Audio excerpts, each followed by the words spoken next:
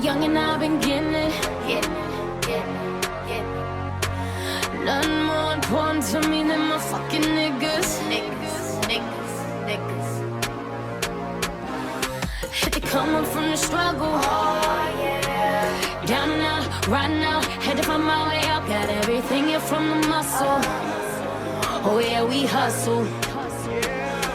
Drop top bins, foreigns on the weekends, counting this bread, cause niggas gotta eat. Got homies in the feds, nephews and nieces, trying to stay ahead. The grind don't never sleep, you know, cause all we got is right now.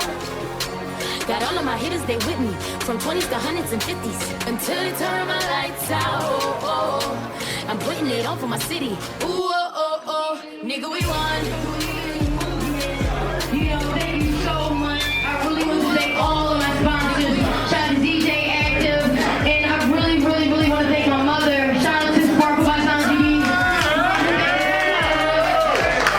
Like, I'm looking at all y'all, and y'all look so beautiful. Thank you for coming out. I know it's been a minute, but I'm back with the jump off. Yo, what's up, y'all? My name is Mike Seven, and I'd like to introduce one of the most astonishing young female hip-hop talents in a very long time, Miss Asia Sparks. Yay, thanks for having me, Mike. What's up? I'm chilling, Asia. Talk to the crowd in here, Spkezy, and just tell us a little bit about your journey so far, from when you first dropped that BET freestyle to everyone going crazy and now. Hey, well, a lot of people don't know when in 2012, my first song that I did a video to, which was the Sparkle Girl Cypher, and like I said, it was the first song I've ever done.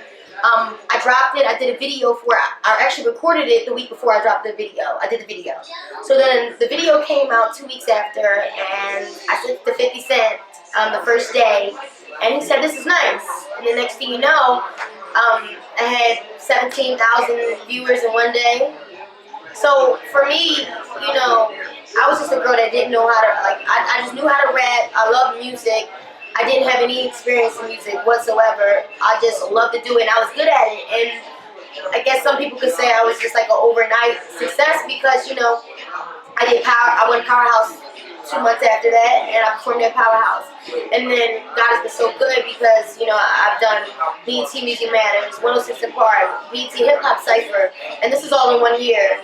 And then it's amazing. It's amazing to see how someone can have no experience at all. And the one thing I can say about myself is that I worked extremely hard. I didn't know what I was doing. I didn't have any experience whatsoever, but I knew, listen, here I am now, the world is looking at me like, who is this girl? And I can't just come out like an amateur. So you know what, I'm just practicing a lot.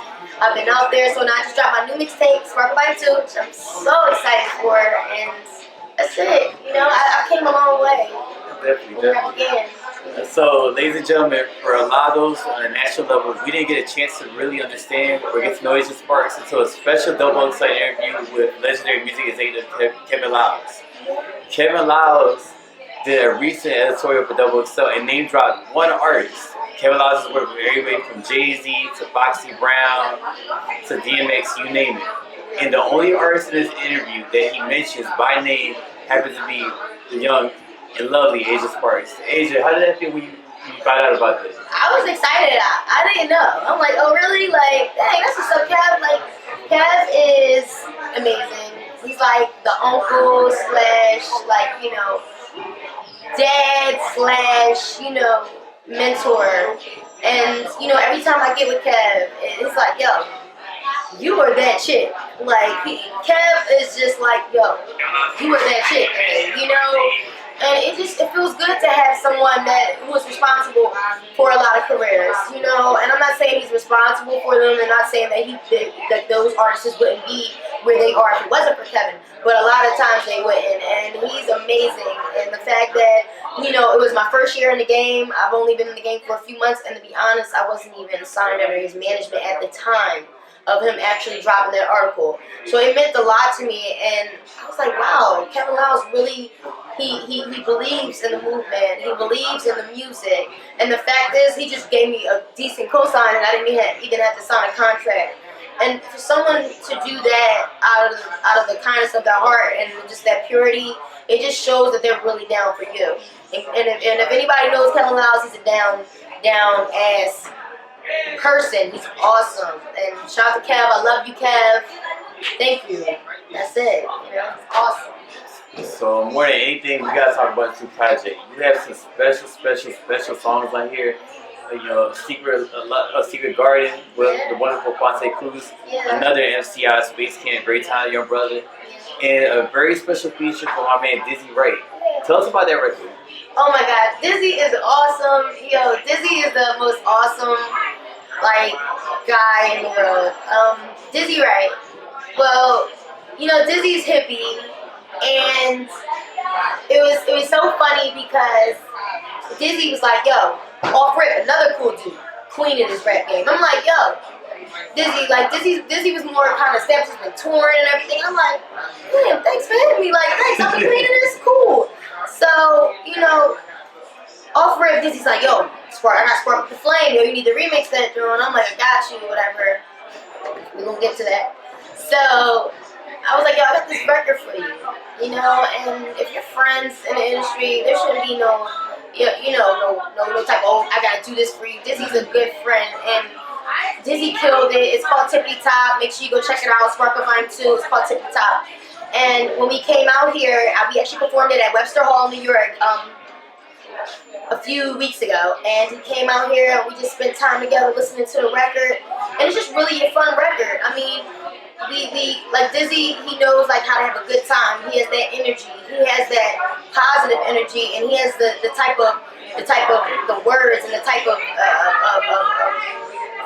spirit in the record that I don't feel like anybody could embody. And a lot of times, you know, Dizzy is independent and he's underground, and I am independent at the same time, but I'm a little commercial at the same time due to the fact that I was on the BETs and stuff like that. So the fact that we got together and the fact that, you know, our chemistry's just bonded like that, it just made an awesome record. So shout out to Dizzy Wright, shout out to everybody in his camp, and my boys, shout out to them all.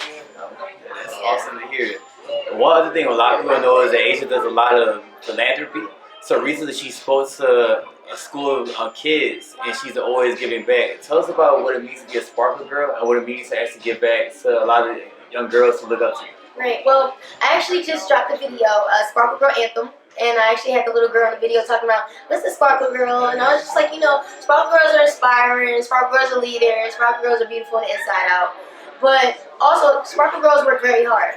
Sparkle Girls believe in having humility, and Sparkle Girls believe in having and working hard for what you want. I feel like a lot of times with young girls, they have no direction. They have no women, no positive women, no women that are actually doing things with their lives and actually reaching goals that people call unattainable. And for girls to look at me and see a 22-year-old that graduated college and a 22-year-old that's still moving and out here at the BETs, at the Cyphers, traveling, it gives them something to look forward to. A lot of times little girls in Philadelphia, they don't really have anywhere to go but a block radius, but to the city. Some girls have never left Philadelphia. Some men have never left Philadelphia. And it's not just about the Sparkle Girls, because that is the main focus of it, but there is Spark Boys, there's Sparkle Girls. And what that means is we're sparking something, the inner us, we're sparking something, the inner us and the inner everybody that gets everybody moving. And that's why Sparkle Vine 2, Murder, She Wrote, I really wanted people to work. And that's why I have a lot of songs about money. And it's not about, I'm never superficial, and I don't believe in being superficial, because anybody know me, I'm a real chick. I'm a natural chick. I'm not saying there's nothing wrong with it, but I'm a natural, real, I keep it 100. But I really wanted to spark the hustle in everybody. I wanted to spark the hustle in little girls. I wanted to spark the hustle in men. Because there's a problem. There's a problem out here. And I'm not claiming that we can change the world. Like I said on my track number 17 on my mixtape, Tears in My Eyes, I had a Tupac skit. And he said, I'm not saying I'm going to change the world, but I guarantee you I'm going to spark the world. And it was so amazing that I heard him and I came across that interview, because that's exactly how I felt, and words couldn't express it. But then you had somebody like Tupac, somebody that understood the meaning of thug life. It's not about being a thug and beating up people. It's about standing for something. It's about speaking up for something that you believe in. It's about speaking up for your morals, your values, and the things that you want for your daughters, your sisters, your mothers, your brothers, your uncles, your everything. So So that's what I strive for. When I go to the schools and when I perform in front of them little kids, and when they see somebody like me, they get encouraged. You know, they get encouraged to keep it. They get encouraged to keep moving. They get encouraged to do good in school because they feel like they have a chance.